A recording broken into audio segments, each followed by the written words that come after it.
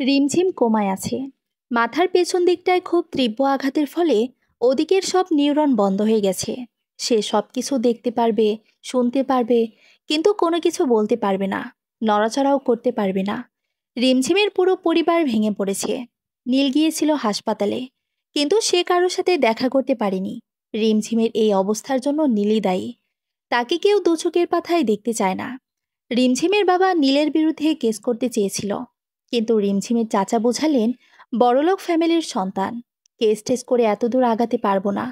তার চেয়ে বরং ওর ফ্যামিলির নাম্বার রেখে দাও, পরে কিছু একটা করা যাবে ভাই। রিমঝিমের বাবাও সে কথায় সাল মিলিয়ে নীলের থেকে নীলের বাবার নাম্বার রেখে দিলেন। নীল হাসপাতাল থেকে বাসায় ফিরতে ফিরতে 12টা বেজে যায়। শরীরের সমস্ত গেটগুলো কামড়াচ্ছে, ব্যথায় কটকট করছে। নীল কোনো রকমে হাত মুখ ধুয়ে জামা পাল্টে শুয়ে পড়ে। সারাদিনের ঘটনা ক্লান্ত মনে রমন্থন করতে করতে চোখ লেগে আসে তার। নিদ্রাটা গাঢ় হবে তখনই উচ্চস্বরে ফোনের টোন বেজে ওঠে। নীল ঝামটা মেরে চোখ খুলে তাকায়। ফোনে গতকাল রাতে সে নাম্বার দেখে ভীষণ ভীষণ রকম চমকে যায়। রিমঝিমের যে অবস্থা তাতে রিমঝিমের আবার ফোন দেওয়া ইম্পসিবল ব্যাপার। তাহলে কে এ মেয়ে যে ফোন দিচ্ছে? সে কি রিমঝিম না? তবে কি রিমঝিম সত্যি বলেছিল? হাজারো প্রশ্ন ঘুরে বেড়ায় মাথায়, উত্তর জানা নেই। নীলের ফোনটা বাজতে বাজতে কেটে যায়। ঠিক তখনই তার ভাবনার সুতো ছিঁড়ে। নীল ব্যস্ত হাতে নাম্বারটায় মিনিটের মাঝে ব্যাক করে। একবার রিং ঠিক মতো পড়তে না পড়তেই ফোনটা রিসিভ করে ফেলে মৌমি। উদ্ভ্রান্তি নেয় নীলের কণ্ঠে, হ্যালো হ্যালো। মৌমির হাত পা শিরশির করে। নীলের গুচ্ছ গুচ্ছ কণ্ঠ তার কর্ণকুহরে ঢুকতেই মৌমির কানটাও শিরশির করতে থাকে। মৌমি কান থেকে ফোন নামিয়ে আঙ্গুলের মাথা কানের ভিতর ঢোকায়। প্রচুর চুলকাচ্ছে। ওদিকে নীল আরও 4বারের মতো হ্যালো বলে ফোন কেটে দেয়। মেজাজ তেড়ি খেয়ে পৌঁছে আছে। একবারেই মেয়ের আসল পরিচয় জানো, গালটা ফাটিয়েই ছাড়বে। মৌমি কান খোঁচানো সেরে ফোনের দিকে তাকায়। লাইন কাটা। মৌমি অসহায় চোখে বিড়বিড় করে, লাইন কেটে দিল। মৌমি আবার ফোন করল। নীল সঙ্গে সঙ্গে ফোন ধরে কাটা কাটা গলায় বলল, একটা চর মেরে গাল ফাটায় দিব বেদব মেয়ে। কে তুমি? কে তুমি? হ্যাঁ, আমাকে ফোন দিয়ে কথা বলো না কেন? পরিচয় দাও নিজের। কে তুমি? মৌমি বেশ ঘাবড়ে গেল। ঘাবড়ানো গলায় টেনে টেনে বলল, আমি আমি মৌমি। কালকেও তো একই কথা বলেছ। মৌমির পর আর কিছু নাই? কোথায় থাকো? নাম্বার পাইছো কোথা থেকে? একদম লাইন কাটবা না খবরদার। পূর্বের ন্যায় ঘাবড়ানো গলায় মৌমির উত্তর, আমি টিয়ার বান্ধবী। নীল 1 সেকেন্ড সময় থম মেরে মৌমির কথাটা বুঝতে চেষ্টা করে। মাথার নিউরন এতটাই উত্তেজিত হয়ে আছে যে এই মুহূর্তে কোন টিয়ার নাম বলেছে সে সেটাও বুঝে উঠতে পারে না। কোনো রকমে বলে, কি? কোন টিয়া? মৌমি ভ্যাবাচাকা খায়। নিজের বোনকে চিনি না? মৌমি ভুল কারো নাম্বারে ফোন করেনি তো? সে তো নীলের কণ্ঠটাও ততটা চিনে না। মৌমি ভয়ে ভয়ে বলল, আপনার বোন টিয়া? ও টিয়া, তুমি টিয়ার বান্ধবী? হঠাৎ মনে পড়ে যাওয়া গলায় বলে ওঠে নীল, জি। নীল বিরক্তিতে মুখ দিয়ে চয়ের মতো উচ্চারণ করে ওঠে। তারপর বলে, কালকেই তুমি ফোন দিয়েছিলে তাহলে? জি। শিট। নীলের কণ্ঠ দিয়ে আফসোস ঝরে পড়ে। মৌমি ভয়ের তো গলায় বলে, কি হয়েছে? নীল হঠাৎ গলার স্বর কঠিনতর করে তোলে, তুমি কালকে তোমার পুরো পরিচয় না দিয়ে ফোন কেটেছো কেন? আর এরপর তোমার নাম্বারটাও বা বন্ধ ছিল কেন? জানো তোমার এই বোকামির কারণে কত বড় ক্ষতি হয়েছে? মৌমি আকাশ থেকে পড়ল, কি ক্ষতি? কিসের কথা বলছেন আপনি? তুমি পরিচয় দাওনি দেখে ভেবেছিলাম এই কলটা হয়তো রিমঝিম করেছে। রিমঝিম আমার ভার্সিটির জুনিয়র ছাত্রী। বেশ কদিন ধরে ও আমাকে ডিস্টার্ব করে যাচ্ছিল। আজকে ভার্সিটি গিয়ে ওকে আচ্ছা মতো অপমান করি, থাপ্পড়ও দিয়েছি। বেচারি সইতে না পেরে দোতলা থেকে লাফিয়ে সুসাইড করে। কোমায় আছে ও বর্তমানে। বুঝতে পারছো তুমি? তোমার কারণে কতটা ঝামেলার সম্মুখীন হয়েছি আমি। নীলের কণ্ঠ দিয়ে রাগ, ক্ষোভ এবং সর্বশেষ অনুতপ্ততা ঝরে পড়ে। সে আবারও বলে ওঠে, মেয়েটার জন্য আমার প্রচণ্ড খারাপ লাগতেছে। কি করলাম আমি? যাচাই বাছাই না করেই? শিট। তোমাকে থাপ্পড় মেরে গাল লাল করতে ইচ্ছে করছে আমার। বাই দ্য ওয়ে, তুমি আমার নাম্বার পেয়েছো কোথায়? আর কেন কল দিয়েছো? মমি এদিকে কেঁদে কেটে অস্থির। কে জানতো তার অমনের জন্য এত বড় কাণ্ড বেঁধে বসে থাকবে। সে তো লজ্জাতেই ফোন কেটে বন্ধ করে রেখেছিল। প্রিয় মানুষটার সাথে কথা বলতে গেলে প্রথমবার তো সবারই ওরকম হয়। মমির ফোপানো আওয়াজ নীল পেয়ে ফের থমকে ওঠে। এখন কেঁদে হবে কি? না কেঁদে আমার প্রশ্নের উত্তর দাও। উত্তর দাও বলছি। কাদো কাদো গলায় মমি বলে, টিয়ার থেকে নাম্বার নিয়েছি। কেন নিয়েছ? মমি উত্তর দিতে না পেরে নিশ্চুপ রইল। এই প্রশ্নের সত্যিটা বলা অসম্ভব। সে মরে গেলেও বলতে পারবে না। নীলের মেজাজ ক্রমশ বাড়ছে। সে চেঁচিয়ে বলে, আবার চুপ? বলো কেন ফোন দিয়েছ? মমি সশব্দে কেঁদে ফেলে। কাঁদতে কাঁদতে বলল, মাফ করবেন, এর উত্তর দিতে পারবো না। আমি অনেক অনেক দুঃখিত। আমাকে ক্ষমা করবেন প্লিজ। আমি তো বুঝিনি যে আমার কারণে এত বড় ঝামেলা বাঁধবে। ওই মেয়ের পরিবারের কাছেও আমার তরফ থেকে ক্ষমা জানাবেন। আর কখনো ফোন দিব না আমি, ওয়াদা দিচ্ছি। ভালো থাকবেন। আবারও মাপ চাই। রাখি। মমি ফোন কেটে দিল। বালিশটা মুখের উপর চাপা দিয়ে গঙ্গাতে থাকলো সে। ভেতর তার দুমড়ে মুচড়ে যাচ্ছে। নীলকে নিয়ে এত তিক্ত স্মৃতি মনের ভেতর কেন জন্মালো?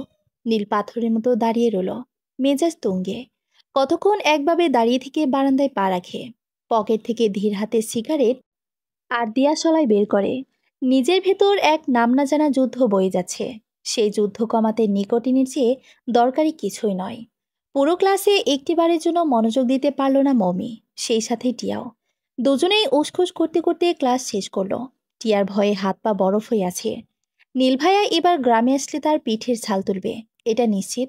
তাকে যদি জিজ্ঞেস করে কেন নাম্বার দিয়েছিস তোর বান্ধবীকে, তখন তখন কি জবাব দিবে সে? ভাবতেই বুক চিরে গাঢ় শ্বাস বেরিয়ে আসে টিয়ার। স্কুল শেষে দুই বান্ধবী চুপ চুপ হাঁটছিল। অন্যদিনে সারা রাস্তা ভ্যাক করতে করতে আসলেও আজ আর ভ্যাক করতে পারল না। দুজনার মাঝেই কেমন একটা থম ধরার নীরবতা। টিয়ার বাসার সামনে আসতে মমির মুখের কপাট খুলল। দোস্ত সরি, তোর ভাইকে তোর ব্যাপারে বলার জন্য। আমি ইচ্ছে করে বলিনি। টিয়া একটি দীর্ঘশ্বাস লুকিয়ে বলল, বাদ দে। এছাড়া আর কি বা করার ছিল তোর, বল। তোকে যদি জিজ্ঞেস করে আমাকে নাম্বার দিয়েছিস কেন, তখন পরে দেখা যাবে সেসব। আয়, বাড়ি আয় আমার, খেয়ে যাবি। না, আজ না। তুই বরং আমার বাড়ি আয়। আজ তোর হবু শ্বশুর বাড়ি খাবি। মমি এমনভাবে কথাটা বলল যে টিয়া হেসে ফেলল। হেসে বলল, কয়জনের কপালে আমার মতো হবু শ্বশুরবাড়ির খাবার লেখা থাকে বল। মমির ঠোঁটেও হাসির ঝিলিক। তাই তো, আয় চল। টিয়া সম্মতি দিল। দুজনে আবার চলল মমির বাড়ির উদ্দেশ্যে। শাওন, টিয়া, মমি তিনজন একত্রে টেবিলে বসেই খাচ্ছিল। তদারকি করছিল মাজিরা বেগম। তিনি টিয়া মেয়েটিকে নিজের মেয়ের মতোই দেখেন। শাওন টেবিলের তল দিয়ে টিয়ার পায়ে খোঁচা মারে। টিয়ার হিচকে উঠে যায়। মাজিরা বেগম ব্যতিব্যস্ত হয়ে উঠলেন। পানি এগিয়ে দিলেন টিয়ার কাছে। টিয়ার মাথায় আলতো করে থাপ্পড় লাগালেন। হেসকি কমে আসে। মাজারে বেগম বললেন, কে যেন মনে করছে তোমায়। টিয়া শাওনের দিকে কড়া চোখে তাকিয়ে বলে, হয়তো আন্টি। শাওন মুখ টিপে হাসে।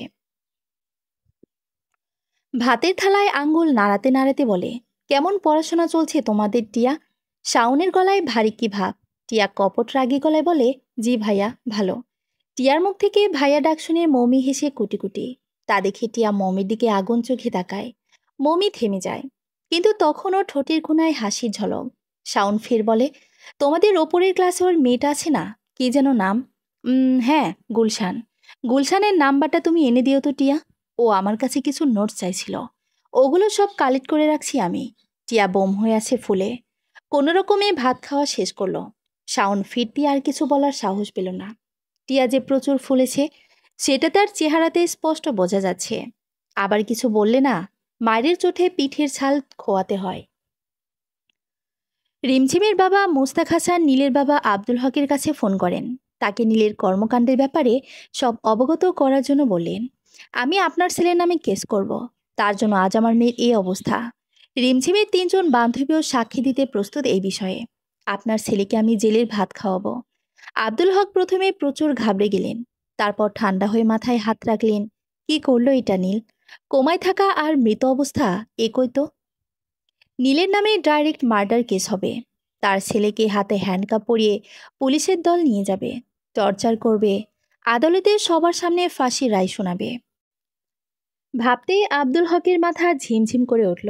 তিনি দুর্বল গলায় বললেন, ভাই, অনুরোধ, এটা করবেন না। এর বদলে আপনি অন্য যা চান আমি তাই করতে প্রস্তুত। মোস্তাক হাসান হাসলেন, তবে নিঃশব্দ সেই হাসি। গলার স্বর যতটা সম্ভব কঠোর রেখে বললেন, কথার বরখেলাপ হবে না তো? আমি এক কথার মানুষ, ঠিক আছে? আমি সময় মতো চেয়ে নিব যা চাওয়ার আমার। রাখছি। টিয়া ফুলে ফেপে পেঁপের আকার ধারণ করেছে। শাওনের কপালে শনির বিষম একে একে সব ঘুরপাক খাচ্ছে। সেসব জিনিস শাওন ভালো করেই টের পেল। একটা ছোট্ট কাগজে 2 লাইন লিখল, মহারানী ক্ষমা করুন। ছাদে আসুন একবার প্লিজ। তারপর সেটা সুযোগ বুঝে টিয়ার হাতে ধরিয়ে দিয়ে দৌড়। টিয়া চিরকুটটা পরে সিদ্ধান্ত নিল যতই যাই হয়ে যাক সে ছাদের দিকে ভুলেও পা মারাবে না। এরকম ছেলের সাথে সম্পর্ক রাখারই দরকার নেই তার। সবসময় এক্সট্রা ঝামেলা করে, তার হৃৎপিণ্ডে আলাদা জ্বলনি না ধরালে হয় না। কিন্তু দেখা গেল যাবে না যাবে না করেও শেষমেশ ছাদে গিয়ে হাজির হলো সে। শাওন রেলিংয়ে উঠে বসেছিল। টিয়াকে গোমট মুখে আসতে দেখে সে নেমে দাঁড়ালো। তারপর হুট করে হাঁটু মেরে বসলো, দুহাতে কান ধরে বলল, আর কখনো জ্বালাবো না, প্রমিস। টিয়ার হাসি পেয়ে গেলে মুখ শক্ত করে দাঁড়িয়ে রইল। শাওন উত্তরের অপেক্ষা করে, কিন্তু টিয়ার কোনো উত্তর পায় না দেখে আবার বলল, কি ক্ষমা মঞ্জুর হবে না এই অধমের? টিয়া কাটা কাটা গলায় বলল, না। তো কি করলে ক্ষমা করবেন হাইনেস? টিয়ার মাথায় দুষ্ট বুদ্ধিরা ভর করল। সে তৎক্ষণাৎ বলল, যদি এখন এসে আমাকে একখান চুমো দিতে পারেন তাহলেই মাফ করা যায়। টিয়া খলখল করে হাসে। শাওন উঠে দাঁড়াতে দাঁড়াতে বলে, ওরে শয়তানি রে, আমাকে বাস দেওয়ার ধান্দায় আছো না? ভুল করেছ, এবার শাস্তি তো ভুগতেই হবে। শাস্তিটা বেশি কঠিন হয়ে গেল না? কেউ দেখলে। টিয়া শাওনের দিকে পা বাড়ায়। টিয়ার চোখে অন্যরকম মাদকতা, নেশা। শাওন সেই দৃষ্টি সম্পূর্ণ উপেক্ষা করার চেষ্টা করে। পেছাতে পেছাতে রেলিংয়ে ঠেকে যায় পিঠ। শাওন আমতামতা করে বলে, টিয়া আমার বাসা এটা। টিয়া ঘোরগ্রস্ত গলায় বলে, কি আছে বলো? কেউ নেই। এই যে আমি তোমার এত কাছে এলাম, এই দেখো, তোমার শ্বাসের গতিও মাপতে পারছি। কই কেউ দেখেছে কি? একটা চুমু দিলেও কে দেখবে না? টুকুস করে দিয়ে দাও। কথা শেষে টিয়া চোখ টিপে। শাওন সামান্য রুড় কণ্ঠে বলে, দুষ্ট হয়ে গেছো? হয়েছি। তোমার প্রেমে পড়ে দুষ্ট, বেহায়া, নির্লজ্জ সব হয়েছি, সব। এসব ছাড়ো, চুমু কি দিবে না? শাওন মৃদুভাবে একটা নিঃশ্বাস ফেলে, তারপর চোখ জোড়া মুদে ফেলে। ধীরে ধীরে তার অধরা গায়ে টিয়ার কপাল বরাবর। ঠিক যখনই চুমোটা আঁকতে যাবে, টিয়া অট্ট হাসি দিয়ে সরে দাঁড়ায়। শাওন চোখ খোলে, প্রশ্নবিদ্ধ চোখে তাকায়। টিয়া বলল, তোমার সাহস পরীক্ষা করছিলাম, যাও, ক্ষমা করে দিছি। শাওন মেয়েকে রাগী গলায় বলল, তবে রে। টিয়া ছুটে যায়, তার পিছু পিছু দৌড়ায় শাওনও। নিচ থেকে ছাদের কার্নিশে ঘটা প্রতিটা ঘটনা লক্ষ্য করলেন হোসেন সাহেব, শাওনের বাবা। তিনি অত্যন্ত রাগীভাবে বাড়ির ভেতর ঢুকলেন। মমি নিজ রুমে আধশোয়া হয়েছিল, খাওয়া বেশি হয়ে যায়, ক্ষণিকের রেস্ট নিচ্ছিল। হোসেন সাহেব সর্বপ্রথম মেয়ের ঘরে ঢুকলেন, সরাসরি প্রশ্ন করলেন, তোমার বান্ধবী আর তোমার ভাইয়ের মধ্যে যে সম্পর্ক আছে তা কি তুমি জানো? মমি ভ্যাবাচাকা খেয়ে উঠে দাঁড়ায়। আমতা আমতা করে উত্তর না দিয়ে হোসেন সাহেব ধমকে উঠলেন, উত্তর দাও। আমতা আমতা আমার পছন্দ না। ঠিক তখনই টিয়া ঢুকলো ঘরে, হাসি হাসি মুখ নিয়ে। কিন্তু হোসেন সাহেবকে এভাবে কঠিন হয়ে দাঁড়িয়ে থাকতে দেখে তার বুক কেঁপে উঠল, মুখ থেকে হাসি মিয়ে গেল। মমি দ্রুত টিয়াকে বলল, এখন বাসায় যা, কাল স্কুলে দেখা হবে। টিয়ার মনটাও পালাই পালাই করছিল। সেও বিনা বাক্য ব্যয়ে ছুটে চল নিজের বাড়ির দিকে। হোসেন সাহেব ফের ধমকালেন মৌমিকে, মেয়েটাকে বুদ্ধি করে পাঠিয়ে দিলে? এর মানে আমি কি ধরে নেব যে তুমি সব জানতে? আমিও সব জানি। পেছন থেকে বললেন মাজেরা বেগম। হোসেন সাহেব বড় বড় চোখ করে স্ত্রীর দিকে তাকান। মৌমিও অবাক, মাও জানে? কিভাবে? মাজেরা বেগম সবার চোখের প্রশ্ন বুঝে গেলেন, বললেন, শাওন আর টিয়াকে একত্রে দেখলেই বোঝা যায় যে ওদের মধ্যে কিছু একটা আছে। এটা অনেক আগে আজ করতে পেরেছি আমি। তুমি আমাকে একবারও বলনি কেন? গর্জে ওঠেন হোসেন সাহেব। বলিনি কারণ মেয়েটাকে আমার পছন্দ বেশ, তাই আমি চাই ওই আমার ছেলের বউ হয়ে আসুক। অসম্ভব। ফের বলেন হোসেন সাহেব, কিন্তু কেন বাবা? টিয়া খুব ভালো মেয়ে, আর পড়াশোনাতেও ভালো। মাস থেকে বলল মমি। হোসেন সাহেব নিজেও জানে না সে কেন ওই বিষয়টা মানতে পারছে না। সে শুধু এতটুকু জানেন যে শাওনকে ঢাকার কোথাও বিয়ে দিতে চান, গ্রামে নন। হোসেন সাহেব চুপ করে থাকেন। মাজেরা বেগম তা দেখে বললেন, এমন তো নয় যে আপনি ঢাকায় ওকে বিয়ে দেওয়ার ফোন দিয়ে আসছেন। স্ত্রীরা এমনই, বিনা বলাতেও স্বামীর মনের সব পরিকল্পনা বুঝে ফেলতে পারে তারা। তারা কি জাদু জানে? হয়তো। আর এই জন্য এরা পৃথিবীর সবচেয়ে বড় জাদুকর হয়। হোসেন সাহেব মৃদুভাবে শ্বাস ফেলে বলে, হ্যাঁ, শাওন কিন্তু আমারও ছেলে। ওকে নিয়ে আমারও একটা মতামত আছে। আর আমার মতামতের জন্যে গ্রামের মেয়ে পারফেক্ট। শহরের কোনো মেয়েখানে এসে ওর সাথে, আমাদের সাথে, আমাদের নিয়ম নীতির সাথে সমঝোতা করতে পারবে যে তার কি গ্যারান্টি? আর ওই মেয়েকে চেনা জানার ব্যাপারেও বিশাল ফারাক থাকবে। কি থাকবে না? এ থেকে গ্রামে কোনো ভালো মেয়েকে দেখে শুনে বুঝে নিয়ে আসলে শাওনের সংসারটা খুশিতে পরিপূর্ণ থাকবে। কিন্তু শাওন পছন্দ করে টিয়াকে, সারা জীবনই সংসার করবে। আমরা না, তাই ওর পছন্দকেই গুরুত্ব দেওয়া উচিত আমাদের। আপনি বলুন উচিত না? কিন্তু মাজেরা, আমাদের ছেলের খুশির জন্য একবার ভেবে দেখুন। হোসেন সাহেব মৃদু নিঃশ্বাস ফেলে কিছু একটা ভেবে বলে, সন্ধ্যায় আমার মতামত জানাবো। সে বেরিয়ে যেতে নেয়। মাজেরা বলে ওঠেন তখন আবার, আশা করি আপনার মতামত আমরা সবাই মেনে নিতে পারবো, আর সেটা শাওনের ভালোর জন্যই হবে। হোসেন সাহেব পাল্টা কিছু না বলে চলে গেলেন। মমি দৌড়ে এলো। মাজেরা বেগমের বুকে ঝাঁপিয়ে পড়তে পড়তে বলল, you are the best mom in the world. আমি এত ইংলিশ বুঝি না বাপু, তোমার বুঝতে হবে না। তুমি কিভাবে বুঝলা ভাইয়ার টিয়ার ব্যাপারটা? সবার চোখ ফাঁকি দেওয়া গেলেও মায়ের চোখ ফাঁকি দেওয়া এত সহজ না। যখন মা হবি তখন তুইও সব বুঝে যাবি, বুঝেছিস? ছাড় আমাকে, গোসল হয়নি এখনো আমার। মাজেরা বেগম চলে যান। মৌমি ভরা পেটে নিয়েও বেরিয়ে পড়ে ভাইকে খুঁজতে। যার জন্য এত কিছু হলো তাকে তো জানাতেই হবে। নীল ফোন করে জানালো সে গ্রামে আসবে। এই শুনে টিয়ার হাত পা বরফ হয়ে রইল। বিকেলে শাওনের ফোনে ফোন করে মৌমিকে চাইল। মৌমি পুরো দস্ত ঘুমে, ঘুম জড়ানো কণ্ঠে বলল, কি? বল। টিয়া কপট রাগী গলায় বলল, আমাকে যন্ত্রণায় ফালায় ঘুমাইতেছেন? কি? কি করছি আমি? ভাইয়া আসতেছে। কোন ভাইয়া? নীল ভাইয়া। তো আমি কি? বাকি কথা শেষ করার আগেই তড়াক করে ঘুমের দেশ ছেড়ে উঠল মমি। আশেপাশে তাকিয়ে চেঁচিয়ে বলল, কি? উনি আসতেছে? আসতে চিল্লা। আর আসতেছে। কিছুক্ষণ আগে আব্বার ফোনে ফোন দিয়েছিল, আজকে রাতের গাড়িতে উঠবে নাকি। আমাকে কি বলছে জানিস? কি বলছে? আমার পিঠে তেল মেজে রাখতে, আয়সা নাকি পিঠের ছাল তুলবে। মমি কিছু বলতে পারল না, হাত পা কাঁপছে। আল্লাহ জানেন কোন ক্যাচাল শুরু হবে কাল। উফ। টিয়া গভীর এক শ্বাস ফেলে বলল, তুই চিন্তা করিস না, আমি দেখি কিভাবে কি ম্যানেজ করা যায়। আব্বা নামাজে যাবেন, ফোন যাচ্ছে, রাখছি আমি। মমি অস্ফুটভাবে বলল, হুম। লাইন কেটে যায়। মমি বিছানায় শুয়ে পড়ে আবার। ঘুম শেষ? না না, শেষ না। হয়তো কালকে সে আজীবনের জন্য ঘুমিয়ে যাবে। বাবার কানে যদি মমির করা এসবের এক ফোঁটাও কানে যায়, তবে তিনি জিন্দা পুঁতে ফেলবেন মমিকে। মমির প্রাণটা ছটফট করতে থাকে। সন্ধ্যায় হোসেন সাহেবের মতামত জানানোর কথা থাকলেও তিনি তার মতামত জানালেন রাতের বেলা, খাবার টেবিলে খাবারের সময়। গরুগম্ভীরভাবে শাওনকে শুধু বলেন, টিয়াকে বলে দিও ওর পরিবারকে নিয়ে তৈরি হয়ে থাকতে। আমরা দুই একের মাঝেই যাব ওদের বাড়ি, টিয়ার জন্য প্রস্তাব নিয়ে। মাজেরা বেগম খুশি হলেন, খুশি মৌমিও। শাওনের চোখ ছলছল করে উঠল। তার জীবনের প্রথম ভালোবাসা টিয়া, তাকে এত সহজে পেয়ে যাবে সে কোনোদিন ভাবেনি। নীল এলো দুদিন পর। সেদিন রাতে ঢাকায় রওনা হওয়ার কথা থাকলেও নানান ঝামেলায় যুক্ত হয়ে যাওয়ায় সে রওনা হতে পারেনি। কিন্তু দুদিন পর ঠিক ঠিক হুট করে সে হাজির হয় নিজের বাড়িতে। মধ্যাহ বেলা, চারিদিকে থমধরা প্রকৃতি। গাছের পাতা দু একটা হালকা নড়ে উঠলেও বাতাসের টিকিটাও নেই। ভ্যাপসা গরমে টিয়ার শরীর থেকে দরদর করে ঘাম ঝরছে। টিয়া চুপ করে দাঁড়িয়ে আছে ছাদে। সকাল থেকে তার মনটা খুশিতে বাকবাকুম করছিল, কেননা আজ বিকেলে শাওনদের বাড়ি থেকে প্রস্তাব আসবে তার জন্য। টিয়ার মাকে টিয়া বিষয়টি জানিয়েছিল। টিয়ার মা তার বাবাকে জানায়। তারপর একে একে পরিবারের সবাই জানে। টিয়ার মার বড় ভাইয়ের ভাবি হাফিজা রাজি হন, কিন্তু বাকি সবাই এ সম্পর্কের বিরুদ্ধে ছিল। তবে তাদেরকেও রাজি করতে বেশি বেগ পোহাতে হয়নি। একমাত্র আদরের ছোট বোন, একমাত্র মেয়ে।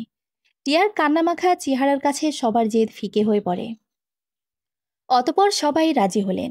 টিয়ার বাবা বললেন, ওদেরকে প্রস্তাব নিয়ে আসতে বলো, দেখা যাক কি হয়। টিয়ার সঙ্গে সঙ্গে শাওনকে সে কথা ফোনের মাধ্যমে জানায়। শাওনও বাসায় বলে কয়ে সিদ্ধান্ত নিল আজকেই প্রস্তাব নিয়ে আসবে। কিন্তু হুট করে নীল চলে এলো। আবার এসে ছাদে ডাকলো।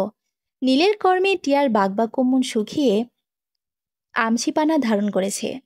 নীল গভীর চোখে বোনকে পর্যবেক্ষণ করে, কড়া গলায় বলল, প্রেম টেম করে বেড়াস শুনলাম। টিয়া জবাব দিল না, চুপটি মেরে রইল। তারা নাকি আজ আসবে প্রস্তাব নিয়ে। টিয়া মাথায় এদিক ওদিক কাত করল, মুখে কিছুই বলল না। নীল কথা যেভাবে হুট করে শুরু করেছিল ঠিক সেভাবে প্রসঙ্গ পাল্টে দিল। মমিটাকে? টিয়া ভয়ে ভয়ে বলল, আমার ফ্রেন্ড। গলা দিয়ে আওয়াজ বের হচ্ছিল না তার। বহু কষ্টে বলল কথাখানা। কেমন ফ্রেন্ড? Best friend. তুমি ওকে দেখেছো ছোটবেলায়, এখন দেখলেও চিনবা, তাই নাকি? দেখছি আমি। নীল মনে করার চেষ্টা করেও কিছু মনে করতে পারল না। তার ছোটবেলার কোনো স্মৃতি তার কাছে স্পষ্ট নয়। আর এইটে ওঠার পর থেকেই ঢাকায় পড়াশোনা করার সৌভাগ্য হয়েছে। সেই হিসেবে গ্রামে আসা যাওয়া হয়েছে বেশ কম। তো গ্রামের কোনো মেয়েকে সহজে চেনার কথা নয়। নীল কিছু মনে করতে পারল না। নীলের মুখভঙ্গি দেখে সেই কথা স্পষ্টই বুঝতে পারল টিয়া। সে নিজ থেকে বলে উঠল, আজ ওরা আসবে, তখন ওকে দেখো, দেখলেই চেনা চেনা লাগবে। দেখো, ওরা আসবে মানে? মমির ভাইয়ের সাথে আমার বিয়ের কথাবার্তা চলছে। কথাটা বেশ নিচু গলায় বলল টিয়া।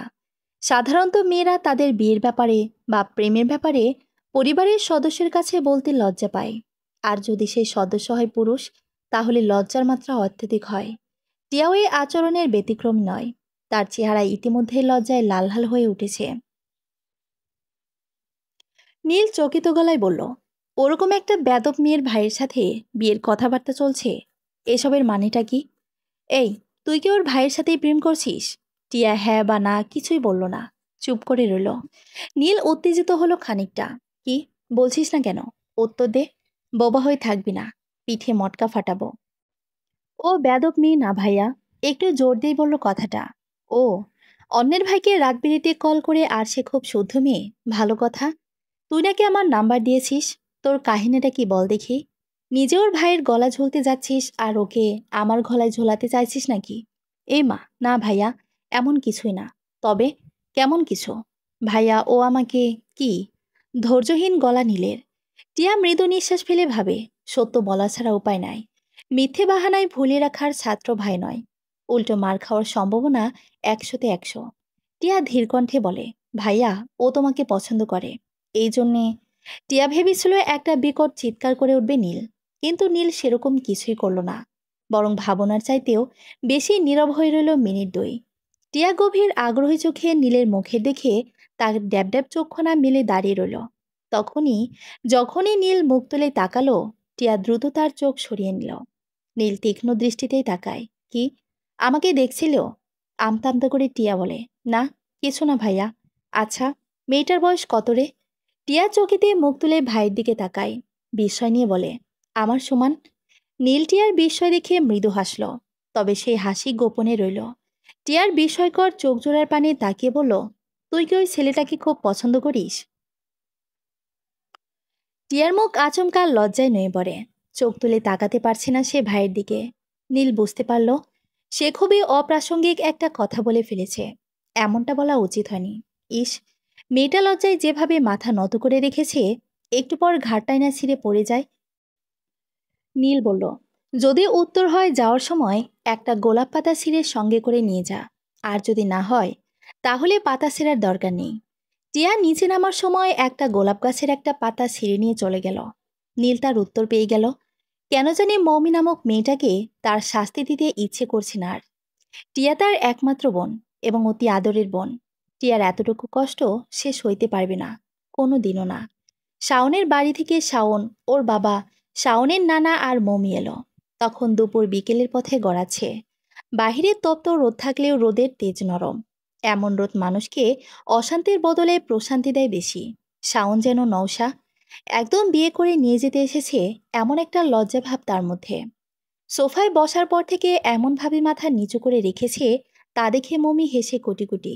সে ফিসফিস করে শাওনকে বলল, ভাইয়া, একটা বটি বা দা এনে দেই। শাওন অবাক হয়ে প্রত্যুত্তরে বলল, কেন? ওগুলা দিয়ে মাথাটাকে কেটে পায়জামার ভেতরে পকেটে ঢুকিয়ে নাও, কষ্ট করে এত ঝুঁকতে হবে না। শাওন ফিসফিস করে বলে, যা ভাগ। মমি সত্যিই ভাগল। সে একই অর্থে ছেলেপক্ষ আবার মেয়ে পক্ষ। তাকে শুধু ছেলের দিকে থাকলেই হবে না, মেয়ের দিকেও থাকতে হবে। মেয়ের সাজসজ্জা কতদূর দেখা দরকার। মমি টিয়ার রুমের দিকে এগোচ্ছিল, মুখে তার চমৎকার হাসি। গুনগুন করে গান টানো গাইছে, কাল তো ছিলাম ভালো, আজ আমার কি হলো, সে কথা কইতে পারি না, না রে, একলা। বাকিটুকু বলার আগে সেই চেনা পৌরুষালে কণ্ঠ, যা মমির সারা শরীরে কাঁপন ধরিয়ে দিতেই বাধ্য। সেই কণ্ঠস্বর বলে উঠল, মমি, দাঁড়াও। মমির পা জোড়া আপনা আপনি দাঁড়িয়ে পড়ল। পেছন ঘুরে ব্যক্তিটিকে দেখার সাহস পর্যন্ত হলো না ওর। হাত পা সারা শরীর অসম্ভব রকমের কাঁপছিল। মমির পাউডার মাখা চামড়া ভেদ করে ভয়ের ঘাম তরতর করে বেরিয়ে আসছিল। এভাবে আর মিনিট 5 থাকলে সে ভয়ে স্ট্রোক করবে, শিওর। নীলি পায়ে পায়ে হেঁটে মমির মুখোমুখি এসে দাঁড়ালো। আকাশ সমান বিস্ময় নিয়ে বলল, এত ভয়? এই ভয় নিয়ে রাতে ঘুমাও কিভাবে? আরে আজব, আমি কি খুনি, ভূত, নাকি অন্য কিছু?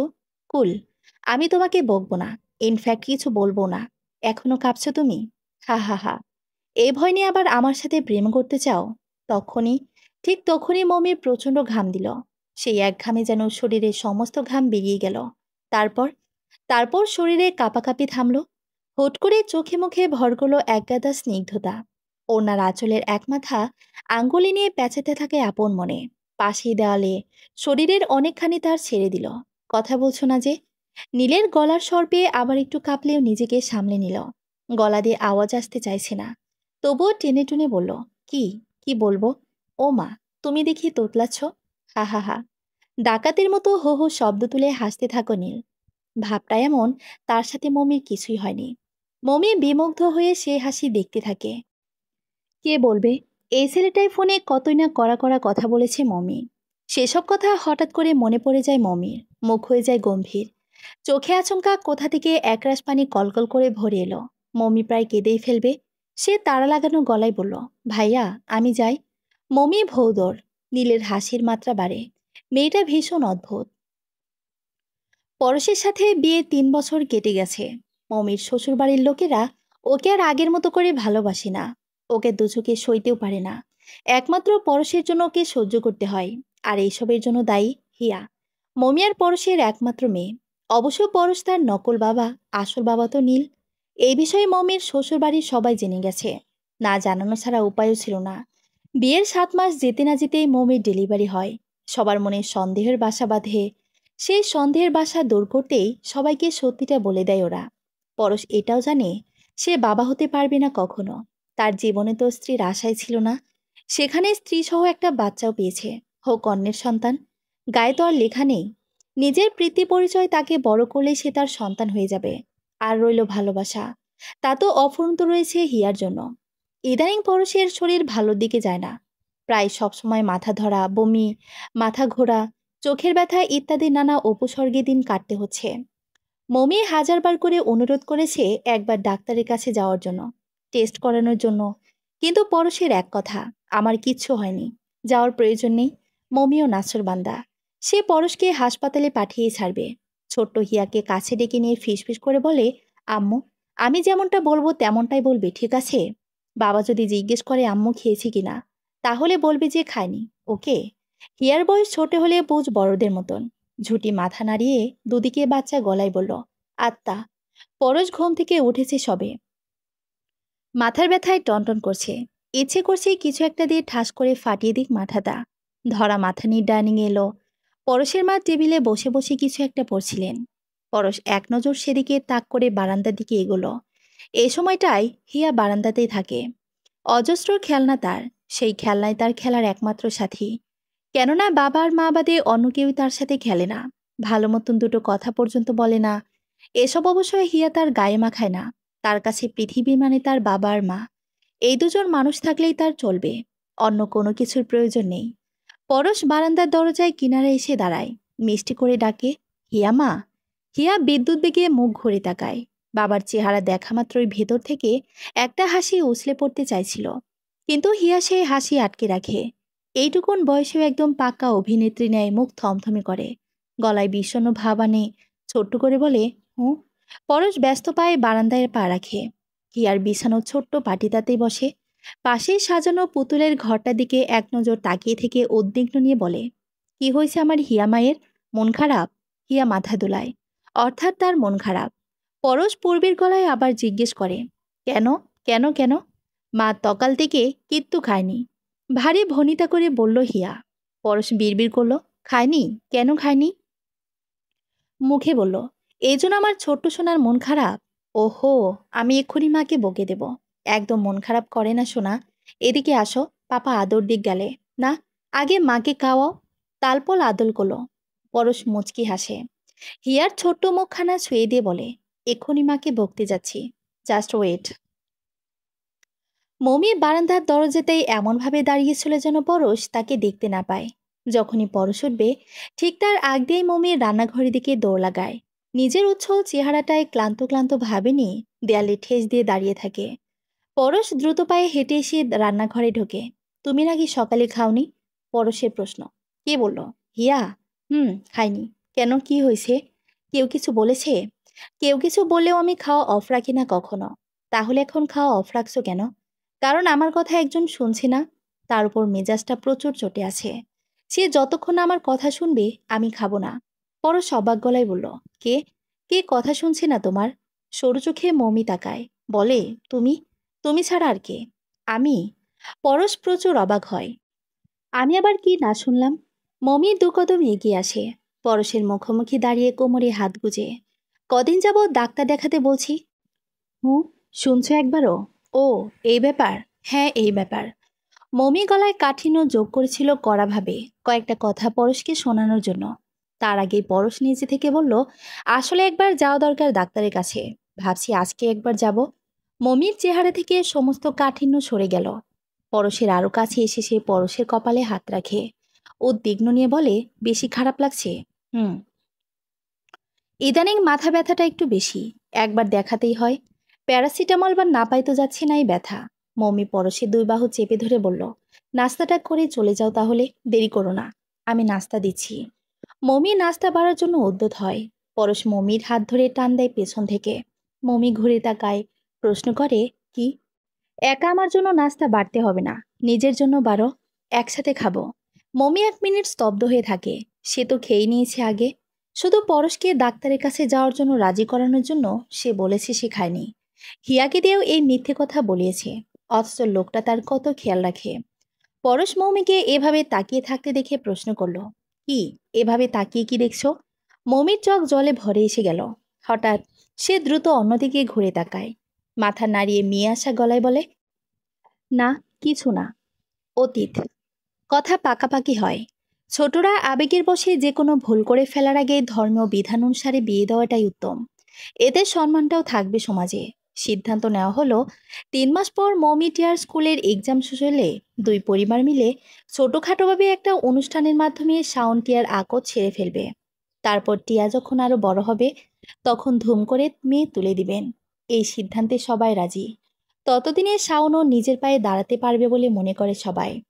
শাওনের পরিবার পাকা কথা সেরে চলে আসার পর টিয়া তার মায়ের কাছে একটা ফোন কিনে দেওয়ার আবদার করল। রাতের বেলা খাবার টেবিলে টিয়ার করা আবদারের প্রসঙ্গ তুলে ধরেন তিনি। টিয়ার বাবা রাজি না হলেও নীল বলল, সে ঢাকা থেকে নেক্সট টাইম ফোন নিয়ে আসবে। দেখতে দেখতে প্রায় 1.5 মাস কেটে যায়। টিয়ার ফোন এসেছে। সেদিন রাতে শাওনের সাথে কথা বলায় মত্ত থাকে। শাওনের থেকে ফেসবুক সম্পর্কিত তথ্য পায়। টিয়া শাওনের থেকে অনুমতি চায় একটা ফেসবুক আইডি খোলার। কিন্তু শাওন রাজি হয় না। কিন্তু টিয়াও এত সহজে দমবার পাত্রী নয়। সে লুকিয়ে লুকিয়ে একটা ফেড অ্যাকাউন্ট খুলেই ফেলে। নীলার মমির সম্পর্কের বয়স মাত্র 17 দিন চলছে তখন। এই 17 দিনেই দুজনের মধ্যকার আবেগ, জমানো ভালোবাসা, একে অপরের প্রতি আকর্ষণ সবটা উগলে আসে। ওদের প্রেমটা যে কিভাবে হয়েছিল নীলবা মমি দুজনের একজনও জানে না। একে অপরের সাথে টুকটাক কথা বলতে বলতেই দুর্বল হয়ে পড়েছিল। মমি তো আগে থেকে দুর্বল হয়েছিল। মমির বাচ্চা সুলভ আচরণের জন্যই হয়তো, নাকি মমির সততা, স্নিগ্ধ ভালোবাসা, ঠিক কোনটার জন্যে মমির প্রতি তার মন দুর্বল হয়ে গেছে সেটা নিজেও জানে না। টিয়া মমিদের বাড়ির পেছনে এসে দাঁড়ায়। পেছনের দিকেই মমির রুম। সে রুমে জানালা এসে টোকা দেয়। মমি বুঝতে পারে ইশারা। দ্রুত নিজের রুমের দরজা আটকে দেয়। তারপর জানালা খুলে টিয়া বিরক্তিসূচক গলায় বলে, তোদের জন্য আমি শেষ।